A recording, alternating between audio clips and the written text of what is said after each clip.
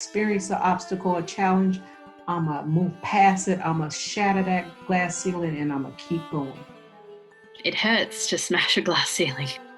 Wow, we literally have to be superheroes to walk through this life. While I might have been the first, I pray that I'm not the last.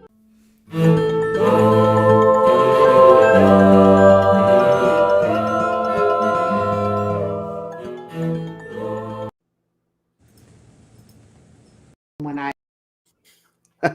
There's always some little glitch. Good morning, Brooke. How are you? Good morning. I'm very excited to be here. Thank you so much for having me back. Likewise, Really- absolutely. Yeah, this is. I think we did our first one back in February. Is that correct? I'd have to look it We up. recorded it last October, and then it came out in Right. That's right. Yeah. Mhm. Yeah. Yeah. Golly gee willikers. So a year. It's been a year since we had our first conversation on these topics. So yeah. All right. Well, I think we've got everything set up here, and welcome everyone to Taking Her Lead. We are here with Brooke Arent today, and this is number 2, as we just mentioned. So Brooke, how's your morning going? It's going great. Really excited about doing this. I think it's kind of a unique situation. So I just, again, appreciate your kindness and your consideration to let me come back. And things have gone very well for me. So I'm excited to share that too. Yeah, absolutely. So everyone, we last time we talked about Brooke's story, and Brooke, we got a chance to delve into your past and triumphs and tribulations and challenges that you've faced, and some of the traumatic experiences that you've had. And I think that this is really a relevant discussion today because we're going to be focusing on Becoming Indomitable, your website, and all of the resources that provides, and the impetus for that. So a bit of your story and how that led you into it. But I've had comments and online, and I've had discussions with friends, and seen this online discussion about trauma. And I think that many of the things that COVID has done have been very difficult and sad, challenging, and yet also I think that the quarantine for so many people has given some time and even some respite. And there's such a shift to the hybrid model of working, which puts you at home. And in that, there's been time for reflection. And so I think people are going back in time in their minds to traumatic events, and these things are coming up. And as you and I have talked about, and as you talk about frequently on your site, trauma doesn't leave. Yeah. You can heal, you can move forward, you can become resilient because of, but it doesn't leave. And so I think this discussion today is so relevant because of that. If you would talk, and we'll bring it up here in just a minute, if you would talk just a little bit about becoming indomitable. So I read a lot of books kind of growing up, and of these hopeful stories of people that kind of turn their situation around or became successful, we'll just say. Kind of, usually it's just kind of successful out of their situation. And, I was hopeful and I didn't need it. And I would look for this advice. I really wanted some method to get out of my situation and not be my story. And there just wasn't anything. And it was all kind of bullshit. It was this false positivity, this like toxic positivity of, oh, people have it worse, and minimizing the situation because they didn't know what to say. Or if I read a book, it would say like, just work hard and that'll be enough. Or, just forgive. And there was no real tools in order how to do that. And there was just no way that I was in a position to do some of those things. I was hardworking, but just because you work hard and just because you play by the rules does not mean that you're going to be successful. Number one. And two, I was really ashamed of my trauma and my situation. And, I had this really stupid idea that had you told me years ago that I may need to go to counseling or go to therapy and improve my situation, I would have been really offended. Hmm. Not because I don't believe in therapy, but because, I grew up in a narcissistic household where I'm told that I'm not enough. Hmm. And because I'm being devalued, I believe that. And, the other situations in my life as a result of my poor start caused me to really believe that this was just another check in the box of me being defective, right? Hmm. Or fundamentally flawed. So I but I still wanted to learn. I still wanted to get out of it. I didn't want to be my sad story. And I would look at all kinds of places. I couldn't afford therapy at the time, so Hmm. I had to do a lot of work myself. I'm an only child, and I didn't have anyone to come to. In 2021, I don't necessarily think it's COVID as to why people are coming out. I think, the power of technology, people are getting their stories out, thank God. Hmm. And, I was sick of being ashamed of it. Because why would I be ashamed of something that I didn't cause? I wasn't. Uh, and the fact of having a victim mentality, just because you've been victimized doesn't make you have to stay in that situation. And there had to be a way through it. Hmm. And at first I thought it was like, how do I meet my Maslow hierarchy of needs and basic Hmm. living Hmm. first, and then, how do I get beyond that, was pretty much what my thought process was. And again, there was just so much bullshit advice of, forgiveness and just, you gotta do some other things and it'll just go away in time. And, all of these just bad directions. So I was pretty determined to just find some way to come through it. And I really wanted a guide or a path that was actually helpful. So Hmm. I created Becoming Indomitable for several reasons. One, I don't like the Herbalife spin of I'm going to sell you a masterclass or some kind of product or something. And Hmm. I wanted to have a resource for people that they could go to actually get free resources and get help to get back on their feet. And then actual tools for coping skills like worksheets for dialectical behavioral therapy or cognitive behavioral therapy, real support groups, people, nonprofits that are out there that are doing great things in order to really help people. And at the time, there were a lot of those resources that I needed and that Hmm. genuinely helped me. And now my life is so drastically different. And one thing that I believe is my thought process on what trauma is um, was mainly incorrect. And I think I made it so much more of what it was in my mind, not of the situation, of course, but of what was wrong with me or the Hmm. why I couldn't get through it than the truth of really what the situation was. And being ashamed of it and harboring it and thinking that I'm fundamentally flawed because of it didn't allow me to grow at all or move past it.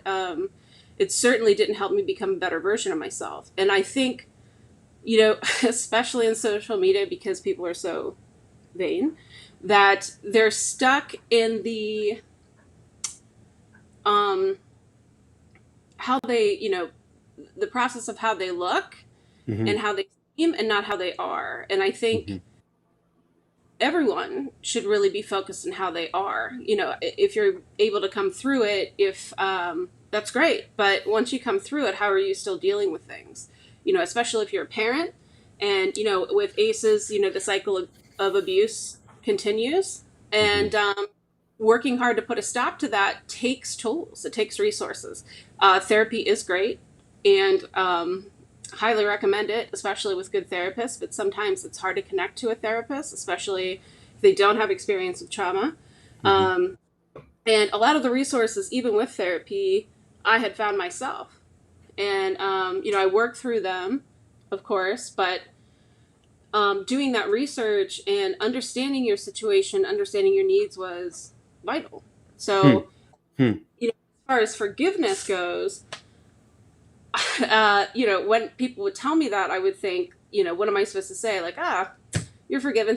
Thanks for the trauma. Thanks for the cool story, and then just move on from that. And you just can't do that. So how do you deal with your anger? How do you deal with the fact that you didn't have control of the situation, or that you were vulnerable? You know? So on Becoming Indomitable, I do talk about my story in different situations or experiences that I've had and how I've overcome them. And then there's some different things on the site, which is in starting from the bottom. So people that need help with bills, that need a free cell phone or free computer, or they need help getting a job and they need free resume help, or maybe they need some outfits for work and they can't afford it, or really anything, those are some resources that I needed at the time that did actually help me. And it wasn't in a like a catch 22 kind of way, or some kind of like sneaky buy this thing kind of way. In the level up section, I wanted to, share some things with planning, because planning was a big part of my recovery, and coping skills, of course, along with some strategy, planning and stuff, and a few other things. So let's just take a look at it real quick. And viewers, this is, I think, the first time I've tried to do this. I'm going to share my screen, and I've got the site pulled up. So Brooke, you're going to lead us through the different components of the website, just so people can see it, because it is such a tremendous resource. So let's see if I can get this to work here. And we'll go. How did I do that best? Window, entire screen. Right. There, share, and boom. Okay, Brooke, can you see that? Yeah. Super. Okay, so I think we're good. So here we are at the main site. Go, take it away. Okay, so in the main site is really the story of the layout, and I do want to give some kind of backbone premise, since everybody has different experiences, of course. So I really kind of had a bad start, right? I got a raw deal, and then I had a lot of tragedies also in my life.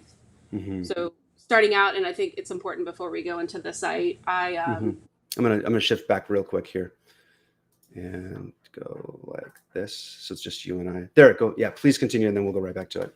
Okay. So, I grew up poor, and, initially it was a very violent school that I was at as well. And in my household, my mom had to work doubles in order to make ends meet. And my father was a raging alcoholic, drank away anything he could provide. And I didn't know what to do with that. And I was a good kid, but I was just in a dangerous situation.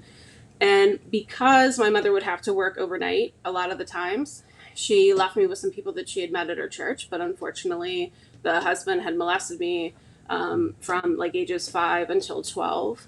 And quite honestly, the only reason that it stopped was because we had moved. And the reason that we moved was because I had called the police on my father for beating and raping my mom 3 days before Christmas. And we had moved in with my grandmother.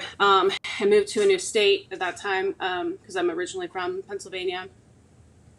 And it was uncomfortable to be there because I didn't really know my grandmother well.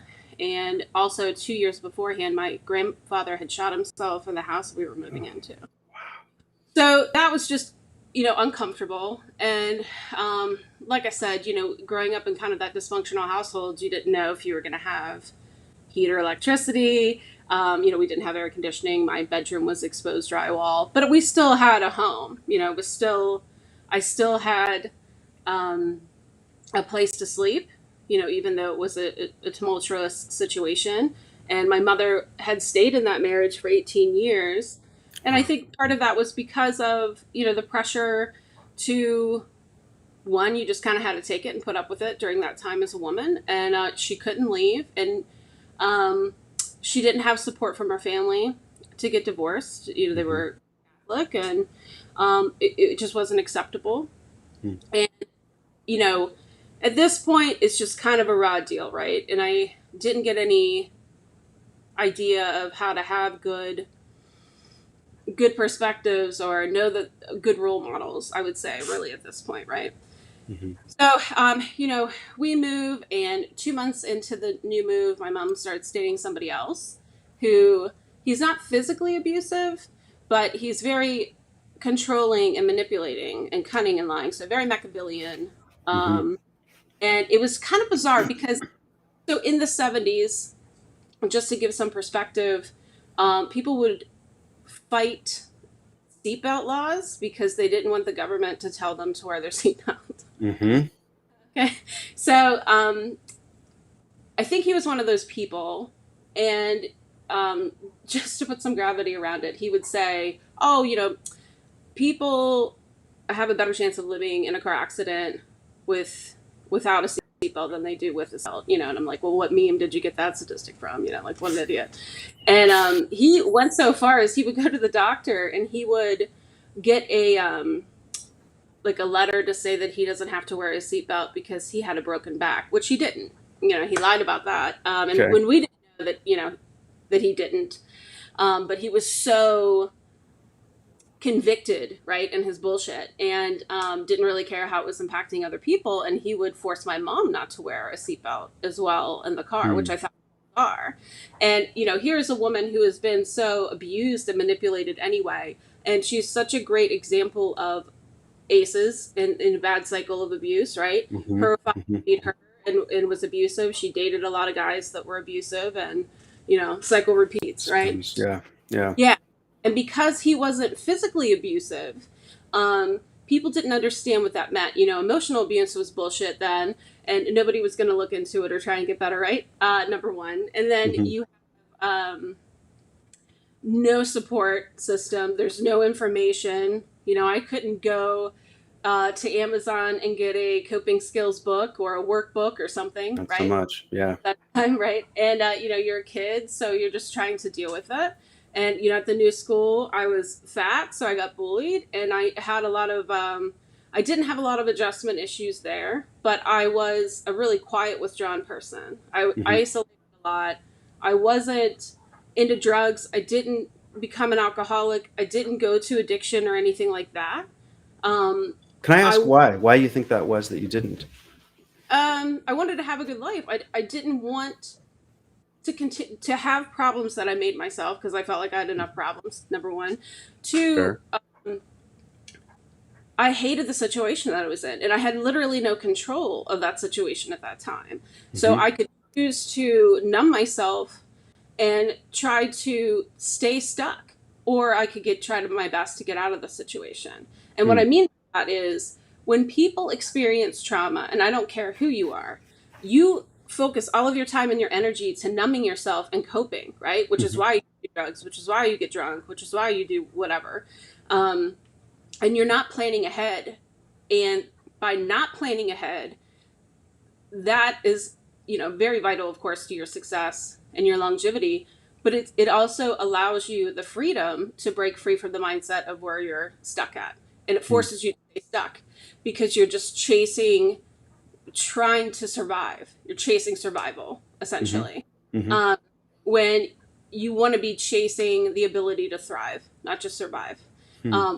What I wanted at that time. So, um, with that, the planning ahead and the thinking ahead, I don't mean that as like manifestation and, you know, whatever that is. I mean, truly having a plan that was reasonable and functional for you. Hmm.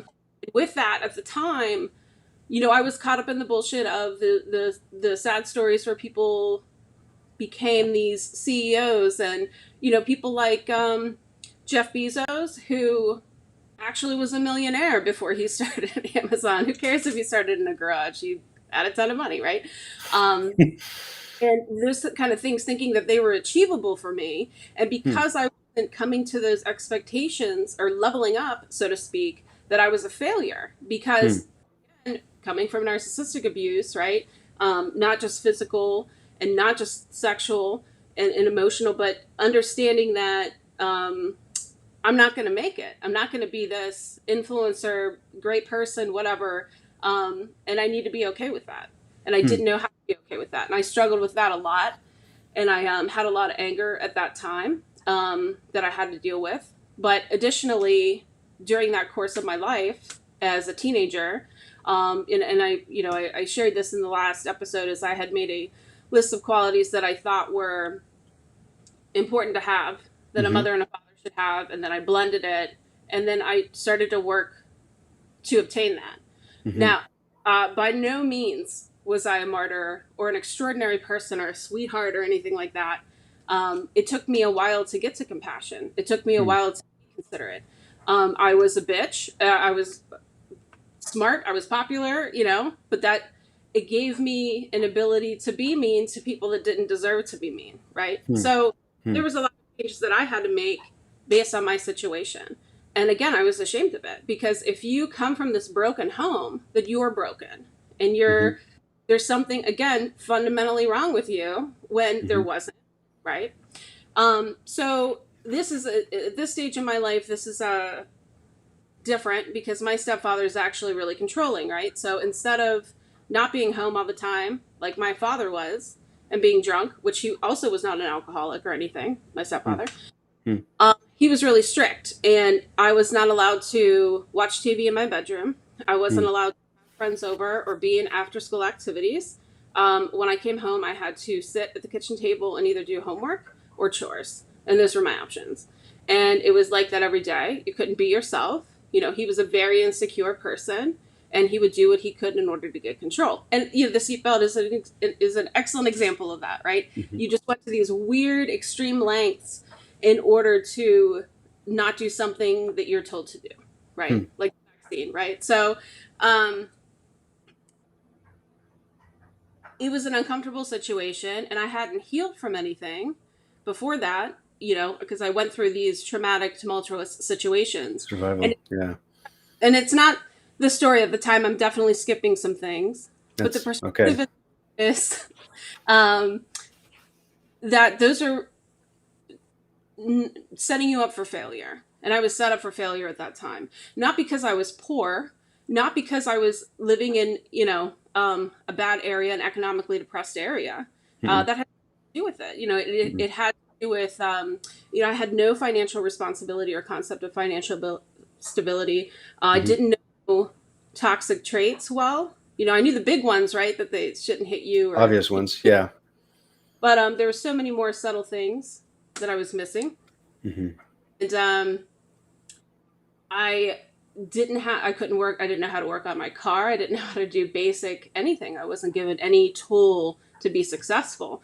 And my mom was, she had been through a lot, and she didn't get the help that she needed. So it made her very physically abusive to me. And she would literally spit in my face or push me downstairs or just beat the hell out of me. Um, and this is someone that I loved and was Mhm. close to, Mhm. and like, I'm losing that. And I just, it was very isolating. I didn't have anyone, and I didn't know what to do. Um, I didn't want to be a product of my environment and become a statistic, for Mhm. sure. But I really had to get a good sense of myself. It's the Sounds first. like just want to clarify. It sounds like you were, as an adolescent and maturing, you were in constant tension. You had a vision for where you wanted to go to a certain degree. And Yeah. even antithetically, you just didn't want to be where you were. Hmm. And at the same time, you were where you were. And that constant tension, how did that meet out in your life? How did you deal with that tension? So that stress. Well, my mom had borderline personality disorder in addition with narcissism, so I never Mhm. really knew what I was coming home to, or if I was going to come home to anyone, Mhm. whether it was with my actual dad or with my stepfather situation. And I was an expert at dissociating. I was very good at dissociating and checking out. Number one, and two, I used a lot of it to. Um, Try to make things that were bad situations an opportunity for myself. Hmm. So, for instance, if they had a lot of conflict or communication conflict, then I would look into how to improve communication skills so I didn't end up that way. Hmm. Or how to deal with anger or frustration, how to um, deal with insecurities that I had had. And, I threw some of those things into achievement Mhm. in any regard that I could, even though I wasn't allowed to be in after school activities in high school. But, trying other things, whether that was art or uh, scholastically, what have you, right? So, and I wasn't by no means, when I was in high school, originally as a kid, I was a great student. Hmm. And when I got older, as more things had developed, I wasn't. Hmm. So I missed out on certain scholarship opportunities and things like that because of my um, depression. And I was a very depressed kid. Hmm. So, so after this, and again, the important part isn't the story itself, but it's just that bad setup and the raw deal, right? I think that's something that I would like people to focus on more, is understanding that and seeing like, okay, well, I didn't get these because, the fact of the matter is my parents were sick people and they didn't Hmm. get the help that they needed. And that's really what it was. And the same thing with the guy that molested me. I mean, all of it. They just were people that chose not to get help because how things seemed meant so much more than how things were, right? Which is just Hmm. disgusting. And profound, unfortunately profound, right? Hmm. So, Hmm. um, additionally, with all of this, I decide I need to leave my home. This is a Hmm. toxic situation. I need to get out. Hmm. And I had asked a lot if we could get group counseling, which they got very offended by me Hmm. even thing. Um, when my mother would beat me and stuff, I would not hit her back. I wouldn't put her down or say anything derogatory because I knew that she had a problem, Hmm. and I knew, in my ways of protecting myself, at the time I thought I was doing positive things by focusing on someone else and disassociating from my own trauma. But realistically, it was poison protection. Hmm. And that's not what there were problems within it. I mean, yes, I had to protect myself and do what I needed to do at that time. But Hmm. at the same time, I certainly wasn't a role model person, I feel like, at that period of my life. Even though I'd made some better decisions than drugs, alcohol, prostitution, you name it, right? Than going that way. Hmm. After, so when I had left, I had worked 2 full-time jobs, so I was severely sleep deprived. And this had gone on for years. And basically, I had worked until I could come to Columbus and save enough money and then start school. Hmm. And eventually, I do this years later. And mind you, I'm working like 2 jobs pretty much the entire time from here, not wanting to go back home, wanting to make it on my own. And Whatever I you can don't do.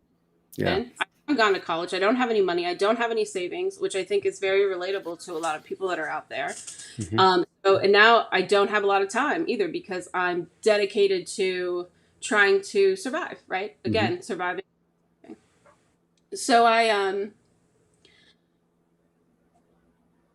things are going well.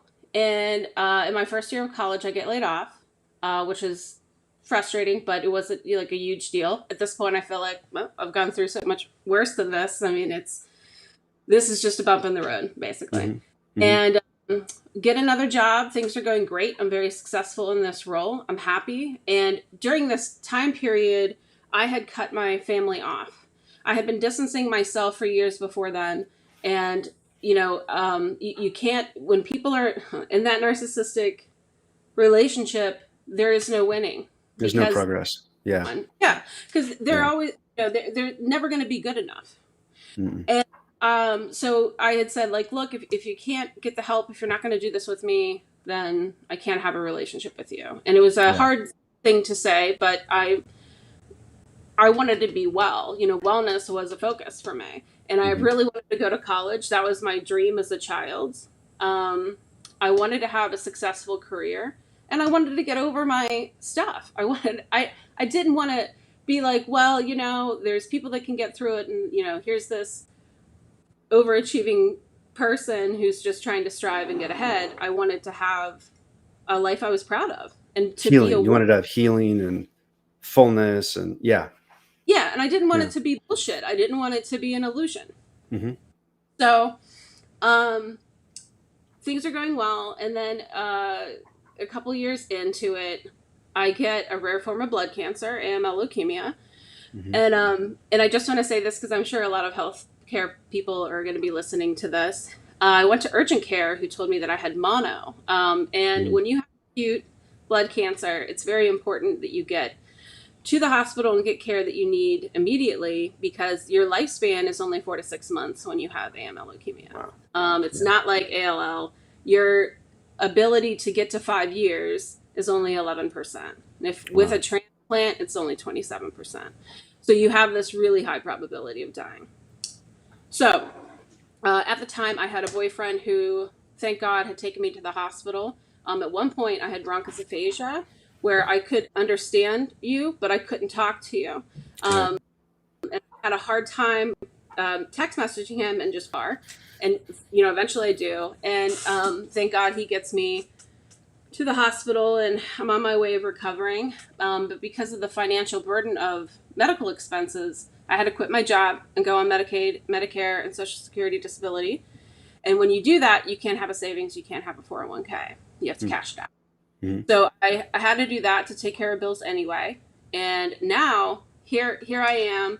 I have worked my entire life to get to this point. I have worked relentlessly to try and get an education. I have tried to get into a stable, healthy living environment. I have worked my ass off in order to get recognized in my career, et cetera, et cetera. And now I'm losing everything that I'm working for in the blink of an eye because of something, again, blood cancer. At this point, my relationship is going south, and my boyfriend becomes pretty cruel and not physically abusive. And I do want to say, I have not had a domestic violent situation. That was not something that I had in my personal relationships. I dated a lot of really good people. The situation for me left me counter-dependent. I'm a fiercely independent person, and that's that I have to work through now. And that wasn't a negative mark on them, but I'll be quite honest, because of a lot of the men in my life, it was really good to have that positive perception of men, because I had such a negative one for so long, kind of growing up before then. So I'm very grateful for those relationships that I had had. And it just so happened that in this instance, he just was more greedy than he was caring. It's unfortunate. And he kicked me out right after I had my stem cell transplant. I was on immunosuppressant medication because I couldn't pay half of the bills. So, there was no way that I could. I had bad chemo brain. I was blind in my right eye because of a blood clot from the leukemia. So, there's a lot that I had to get over. And I got really stressed out, and I got shingles from that. And, I was doing it on my own, right? Wow. So, so I have no job. I have no education. No one's going to hire me because I looked sick. And I didn't know what I was going to do. So I tried to re-enroll in college. And I got rejected. I got on this SAP freeze because I didn't have enough credits when I had cancer. And I would have three tuition freezes, which postponed my graduation by 2 years, making it more impossible. And I almost lived in this halfway house because I didn't have anywhere else to go. Yeah. And it was, homelessness or this, or try to convince someone for me to pay them rent, which I did. And I'm very, very grateful to that individual as well for, helping me not be homeless, basically, and letting me pay rent and stay there. Yeah. But so it was difficult to get on my feet. And maybe 2 months into this transition with this new roommate and this life, my mom dies in a car accident that my stepfather causes because they weren't wearing their seatbelt, and they were high on opioids because they were opioid addicts. So obviously I'm devastated. And this is difficult because during the portion of this before she had died, I did reconnect with her to try and have somewhat of a relationship. But, she still wasn't there for me. She was so conditioned to my stepfather that she obviously put his needs before mine. She wouldn't stay with me when I had cancer. She wouldn't, it was a lot of coldness, right? And a lot of not helping me. I couldn't stay with them, that kind of stuff. So Can we take just a pause for just a second, because I'm in the middle of this. Were these challenges triggering you? Were they bringing back to mind, I can't get ahead yet again? Yeah. Here's this series of I'm defective. The world doesn't want me. Was it triggering all and bringing that all back up again? Absolutely. And it didn't matter how long. All that had happened was that time continued, and I knew that good things weren't going to last. Mhm. That I was destined for failure. That some people are just lucky and I'm not. Mhm. That I'm never going to make it, no matter how hard I tried or how much I worked. And the story is that I self-taught myself like a lot of different methodologies and things in order to be good in my role, in project management Mhm. and change management. And I'm well overqualified when I would go to these jobs, which made me proud of myself. Mhm. But on the same hand, I'm not getting opportunity, right? So, Mhm. and because I'm not getting that opportunity, I'm taking it very personally. Yes, 100%. Yeah.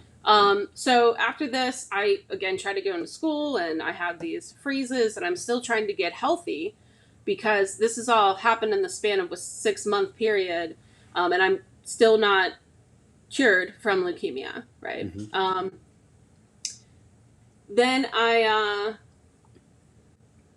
I eventually became a math tutor through school, and then did the Ticket to Work program through disability Mhm. to try and make any kind of money. And I use the resources that I'm sharing with other people now, and really focused on how am I going to have a stable life? How am I going to get back on my feet? And I Mhm. remember I was Googling how many people in big jobs, these CEOs, these high level executives, how many of them have Ivy League degrees? And it was like 39% did. And I thought, Wow. holy shit, that explains so much to me. And I felt Yeah. so at peace seeing that this high number was not that it's impossible, but it's just improbable. And my thought process of I can make it, I can make it, I can do anything, I can be anything was unrealistic. And Hmm. all I was doing was setting these unrealistic expectations for myself. Mhm. And which is ridiculous. And it's not that I can't, but I also needed a plan and steps and taking the time and needing to understand how long it takes. And Yeah. for the time that I spent hiding it and shaming myself and not dealing with that stuff is the same amount of time that I'm going to take in dealing with that stuff and cultivating a better life. So what's the Interesting. point, right? Yeah. Um, so I start thinking like, well, no one's going to hire me. I don't have any savings. I am at the poverty level again. And then I start looking that up. Like, what's my odds of getting out of poverty? And the odds were only 7% because once you're at that level, you tend to stay there because you don't have opportunity. You don't have Don't have education. You resources. they Yeah. do. Time. Exactly. Yeah. So I looked up jobs and I wanted to make a 6-figure salary. So I somehow found project management. And when I went on Indeed, I put in $100,000 jobs. And that's how I found project management and change management. Hmm. And I thought, okay, well, I don't have to have a degree to get into project management. How would I do that? So I started to teach myself methodologies. And I was really good at research. I was really good at understanding what my strengths were so I could cultivate them to my benefit. Mhm. And what I wasn't, which was pretty much a big first step other than having a good self-identity. I wanted to say, okay, well, I'm not very good in this area, so how can I make myself better? I may not be great at it, but enough, how can I be good enough? More realistic. Yeah. Yeah. Except, Yeah. and what it sounded like what was going on in part was some acceptance. You and I talked about this briefly, of who you are, of what is possible.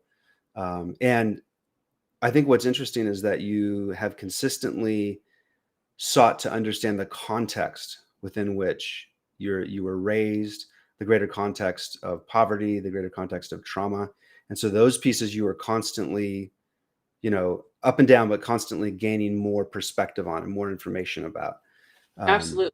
yeah. Yeah. So so the information of where am I what is the greater context, and then the acceptance of that. Yeah. And then, my main thing was, how the hell do I get out of it?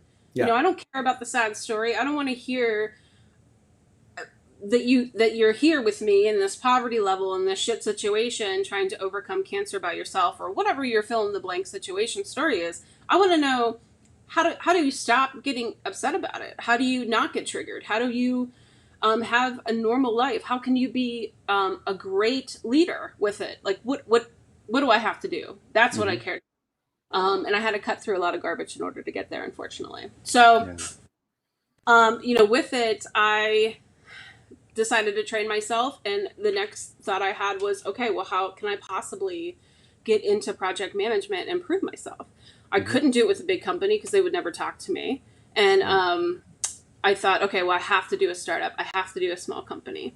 And I did. I was really lucky to get in this really small company where I had to do, it was not a great job, but it was a great opportunity. And I had a boss who was really open. If you could impress him, then he would give you more opportunity, or he would give you different direction. And because I was an overachiever, which was a strength of mine from my trauma, this worked out great because I could do just that. And it gave me a good title, and it gave me a great opportunity. And then I just kind of took it from there, and grew and grew and grew. And I more than doubled my salary in less than 4 years. And I just made that financial commitment to myself. But that wasn't my main area that I needed to focus on. Because even if you're there, you could still be trash in other ways and not dedicating yourself in the right areas, right? Or ignoring it, or being insecure and trying to compensate. And I didn't want to do that. So I kept trying to learn how to get through stuff. And I had learned that it really wasn't the major things that I had an issue with. I was fine with my situation. I had accepted it, just like you said. I knew that they were not well people, and they shouldn't have had kids. And it was an unfortunate, shitty setup that I had. And that's what it was. But there were other things that were happening with my trauma that I didn't get and I didn't see. And I think people have to know that. And let me give you a couple of examples of that. Yeah. So ambiguity is one that I have a really hard time with. If you were to text me, we need to talk, then my mind would just be on that for the entire day. I would be freaking out. I couldn't get past it. But, come to find out after years later research, I had found that that's because I didn't know what I was coming home to. And I had such a tumultuous home that any kind of surprise or negative conversation or argument would trigger me, would set me off. And I would be triggered. And so when someone would send that to me, by the time I would get to the conversation, I was not capable of having it. I'm mad. I'm ready to fight. Right. Yeah. Another one was, of course, thinking that I wasn't enough, or thinking that I'm never going to make it. The other shoe's going to drop at any point. And that, again, was because I had, an unstable upbringing. And that one's more clear. Being polite. So when people wouldn't, I know this is going to sound so strange, but if you didn't use your turn signal or open the door for someone else or say bless you when someone sneezes, I would get really pissed about that. I would be very offended. And again, I would have never thought that had anything to do with my trauma. And it just turns out that the reason that happens is because people aren't respecting your stuff or your space. And you grew up with people that didn't respect you. And that's true. So people that are bullied, that's why a big part of the reason why they do want people to be polite and well-mannered and, treat people a certain way. And I think they're big advocates for that. And those are reasons. So those are some examples. Another example, let me think, would be being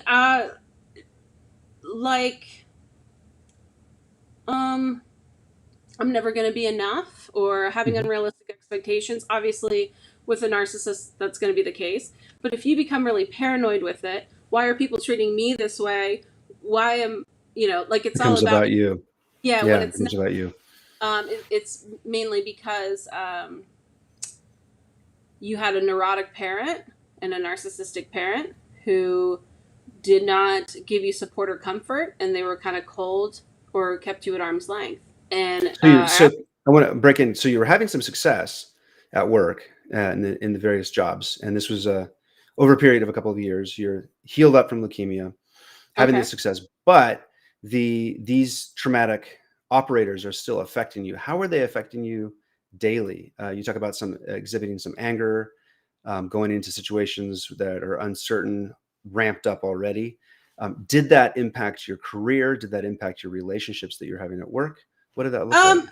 I wasn't like, I wasn't like a train wreck kind of person. I wasn't, I was not like a Lifetime movie. I had a messy situation, but I was pretty approachable. People seemed to like me. I was isolated. I did not want to see other people or hang out with them. I think that was part of it. I think the counterdependency is huge. Not wanting to be in a relationship or dating only people that I would not be interested in having a long-term relationship with. Yeah. So that I could get out of it. And, like I said, those little things like the politeness or what it was doing is poisoning my perception of reality. And it was causing me to create this bullshit checklist in my mind of where I'm inadequate. And I'm putting the importance on other people when I really had to come to the realization that my life is my life. When the social media is down, I'm left with everything that's around me. Yeah. How I live and my choices and all of that. And I have to keep comfort in that. I don't need to impress you or, we just have to get out of that mentality again of how things seem and really focus on how things are. And that was just a mantra that I had. And, at this point, I did a lot of work. I did a lot of workbooks and programs and support groups and, you name it. Throughout the years. So you dug in.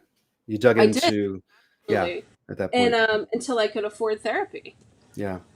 And I'm really glad that I did. I think it was a smart move. And that's why I wanted to put the website out there so that I'm not selling anything, that they can have a path. And maybe they're not the right tools for everybody, but it's still a great path for them to take, right? Yeah. So on that note, let's hop into the website. Okay. Yeah. So let me pull this up here. I think it's a good point to guide people through what you've done. And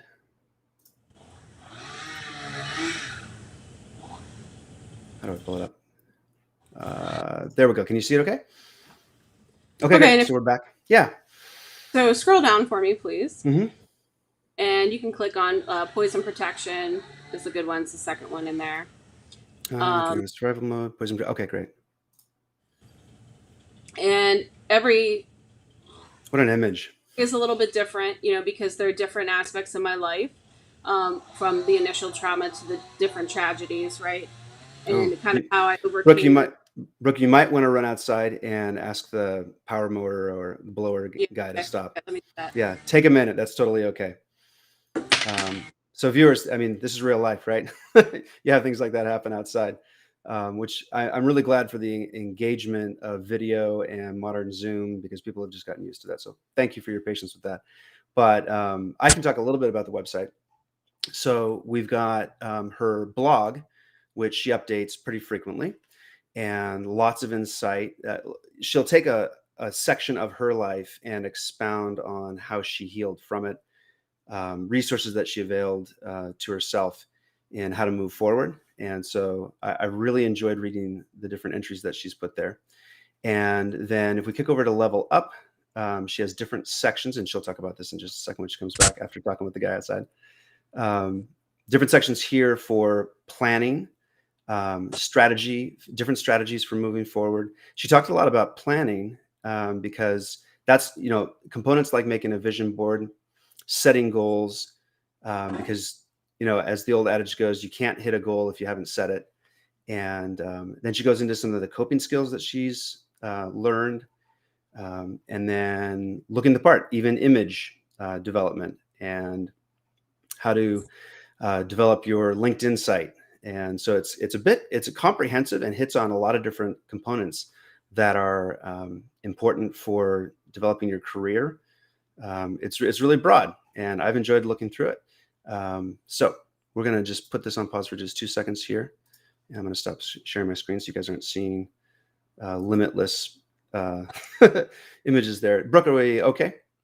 I think they're just going to keep doing it. They're not really listening. So if we can go back to the site. Yeah, I'll pull it back up again. I gave a little bit of background. Oop. Yeah, I see that. Thank you. Now let's see, becoming indomitable.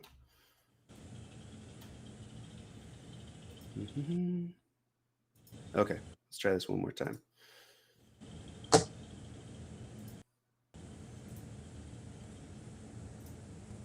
Okay, here we are. So each one of the main things is a different story of my situation. Like we were just in Poison Perceptions, and some of those items have resources or tools with them. So that's number one. If you go to building from the ground up, please. Which I didn't touch on while you were gone, so this is good. So go ahead and scroll down. So these are different sources if you need help with different areas, like with bills, with finding work, free computers, practical. Cell phone stuff. If you keep scrolling down, there's different aspects. Yeah, transportation if you needed a free ride to work because you don't have a car, or an interview or something like that, then Lyft will do it for free. And a lot of different other resources too, for different groups, like for trauma, for cancer. If you're a caregiver, I wanted to be able to give some support of tools of different aspects in situations that I've had, as well as just cancer and just some different stuff there. Some resources for DV. Yeah. So these are not like coping skill tools. These are just in order to get free help, to get on your feet and get into a safe space. They're great for that. But so more of the external and the practical and daily. Yeah. So if you go to level up, and I know that you touched on these. Just a little bit, and we won't go through all of them. You can click on coping skills for me. And if you scroll down, that okay? The welcome, good. Yeah. You can see the different areas that I have pointed out. So childhood trauma, building self-esteem, coping with depression, anxiety, complex PTSD and PTSD. And go ahead and scroll back up and go ahead and go into childhood trauma. Back to level up. Yep, we're still in coping skills. Oh, okay. Back to coping skills. Scroll down. Childhood trauma. Yep. All right, go ahead and scroll down. What an image! I love the images that you get for these. Oh, thanks. It took forever. Yeah. It took a very long time to do this. So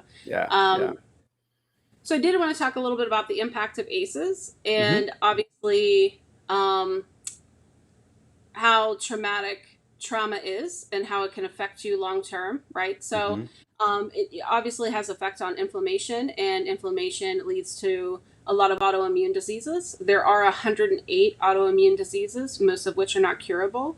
And because of the more trauma, the more ACEs you have, the more likely you are to experience depression, suicide, liver damage, or even cirrhosis of the liver from alcohol, STDs, financial debt, etc. So when you come into the site, if you go ahead and scroll down, there is an ACE test in there, so you can see what your level of ACEs are. And then just a wonderful video of a TED Talk where they talk about how ACEs impact us in adulthood. Highly recommend. And then some statistics below that. Keep going down. Keep going. And then some ways to improve, right? So you have to rebuild your neural pathways. This is why people think that people have behavioral problems when they have ACEs. In my test, I had an 8 out of 10. So I knew that my odds weren't favorable there, right? And then I have the poverty focus, and then some other things that I did. So that gives you that broader perspective, right? Yeah. So some other resources to help overcome ACEs and the trauma, or dealing with anger, and some webinars and stuff like that. They're not just all links for resources. If you scroll up, Not that far up. We're going to go back to the resource. Oh, Scroll down. sorry. Ooh, too far. Keep going. Keep Okay. going. Keep Keep going. on, keep on. Okay. Okay. So right in here. Green Yeah. things are buttons, and help to overcome them. Most of them are like worksheets or cognitive behavioral therapy worksheets. Like for instance, in dealing with anger, you can go ahead and press coping skills. Okay. Got my camera. Dealing with anger. Right. Show me. Guide me here. You're right there where it says dealing with anger. The second button in says coping skills. Copies. Yep. Oh, right there. Okay. There you Excellent. My camera is right smack in the middle, so I can look I know, right at yeah. you. So That's yeah. okay.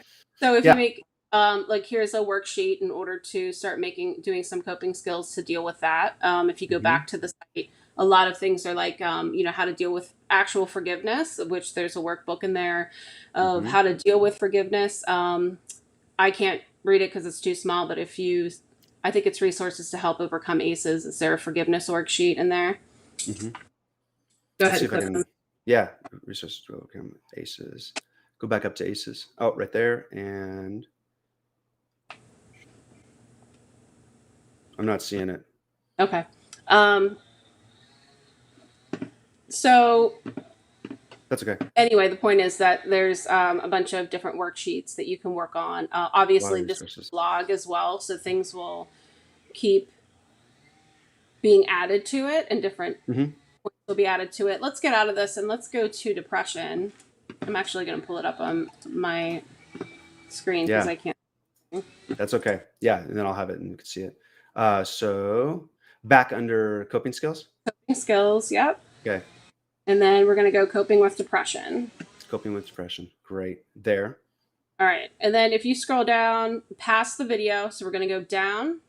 And where it says self-care assessment, you can see what your level of self-care is, not just on a personal basis, but professionally in your relationships, that kind of stuff. These are therapy aid tools, which are great resources. And then I created some. So in those downloadable worksheets, go ahead and press the first one for the thought record.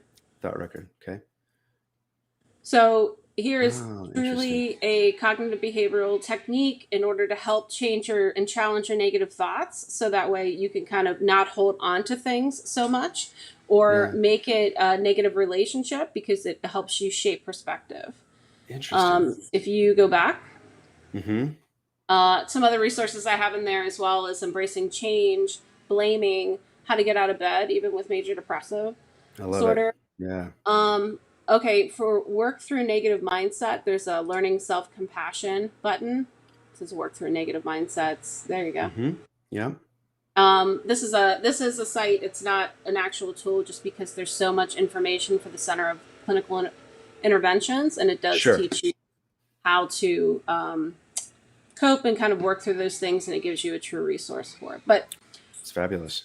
Yeah. So, but in different areas, right? So if we continue going down here, we learn in science that activating your prefrontal cortex is vital in overcoming depression because you don't have, unless you have bipolar disorder, which this will not help.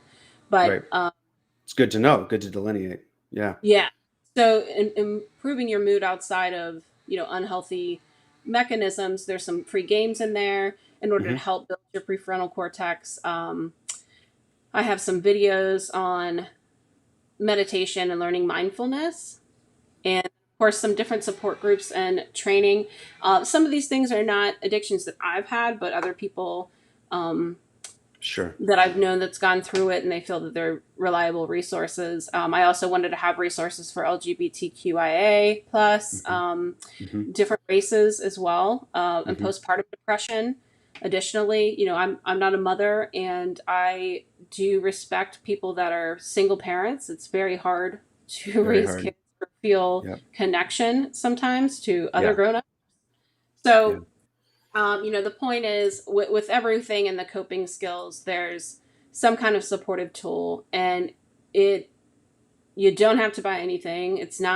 I'm not selling anything, but just start a basis and see what's out there and kind of learn yourself a bit and have some true tools in order to help you basically become indomitable, to become invincible and overcome your shortcomings.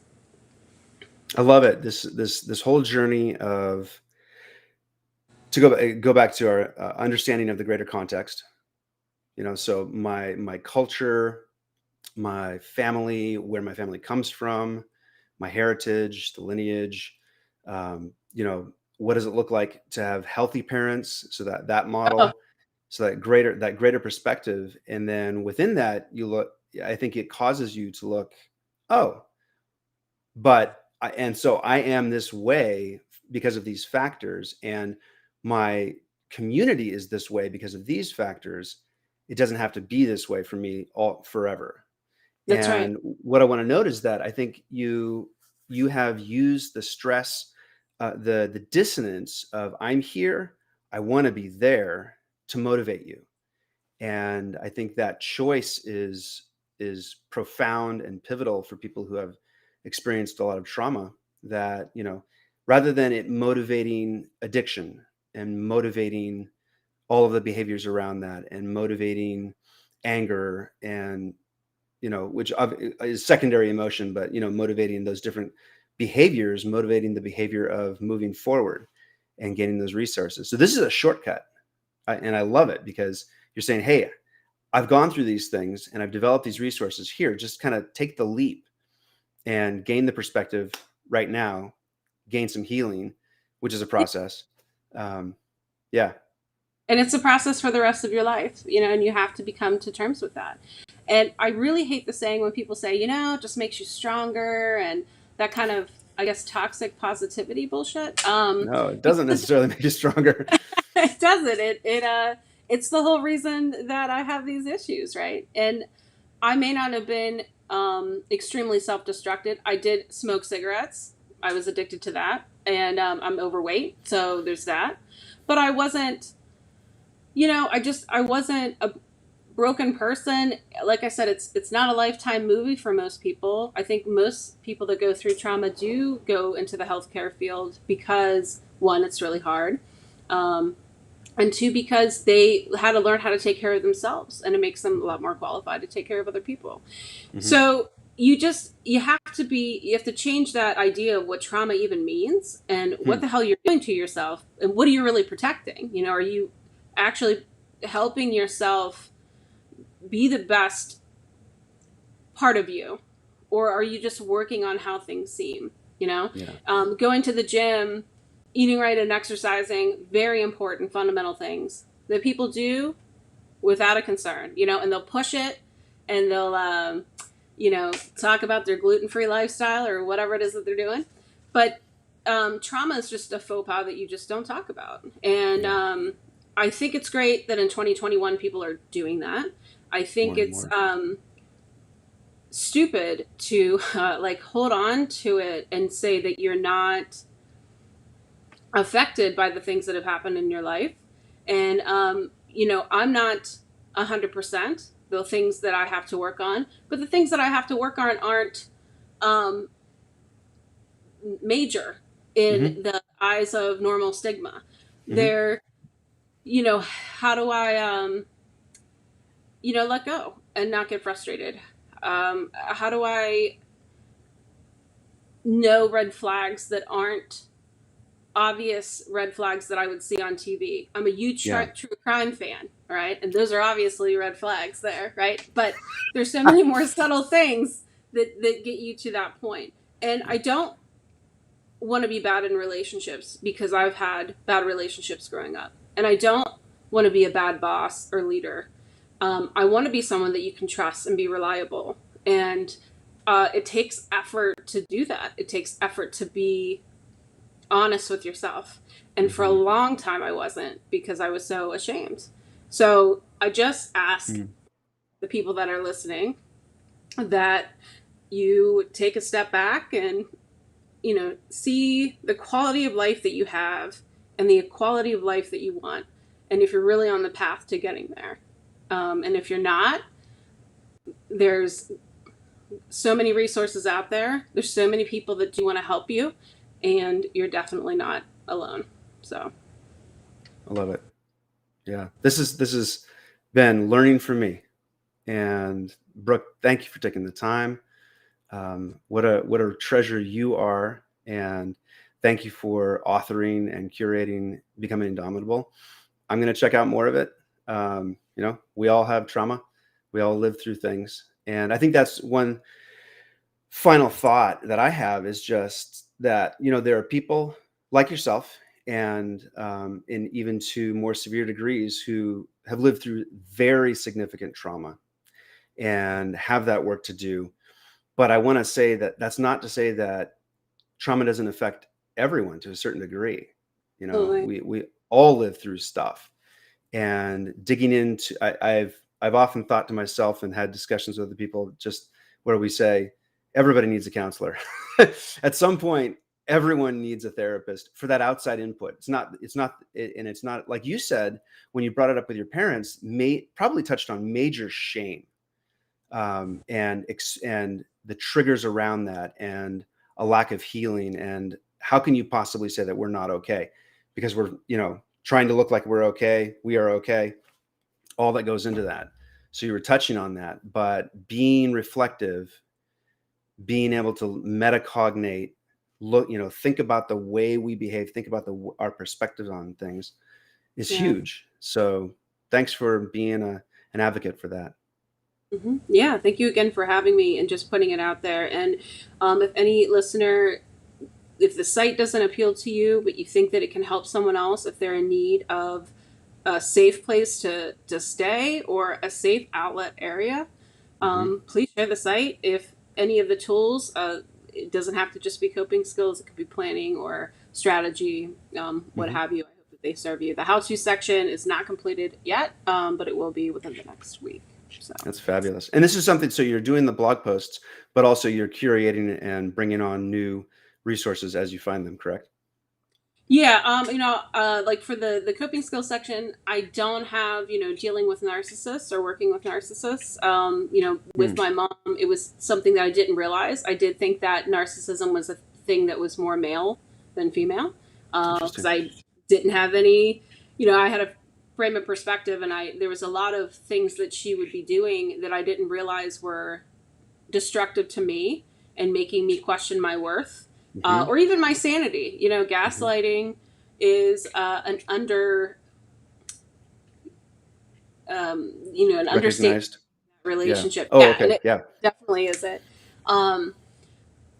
But that, for a long time I wanted to prove myself and prove my worth, but I would never get that love that I needed from her, from my parents. And for me to go above and beyond in order to hope to get that love and that connection and appreciation from someone, to say, I'm somebody and my life matters and I'm doing great things, doesn't replace the need for love and affection that I didn't receive growing up. Yeah. And that, there'll always be an avenue of me that will want that and need that. But I had to put myself in a place where I was afraid of becoming narcissistic myself, because I was insecure. And I was really terrified because borderline personality disorder is hereditary. And didn't know that. Really, interesting. Yeah, but I just found that out recently, and I didn't know if that would be something that I would develop. I didn't know how that worked, and thankfully that's not the case. But counterdependency is the opposite. It's one of those things that happens when you have a narcissistic parent too. So, so you'll have so you will have more resources for children of narcissistic parents and children of borderline parents who have borderline personality disorder. Yeah, and I also have some information on counterdependency, just because it's something I feel like most people don't know about, unfortunately. Right. And I think it needs to be out there more, because counterdependency is a category with narcissism. So gotcha. Yep. Brooke, thank you, and thanks for your friendship, and just was such a privilege to chat with you about these things today. Yeah, thank you so much for your time, and good luck. Thank you. We'll be talking.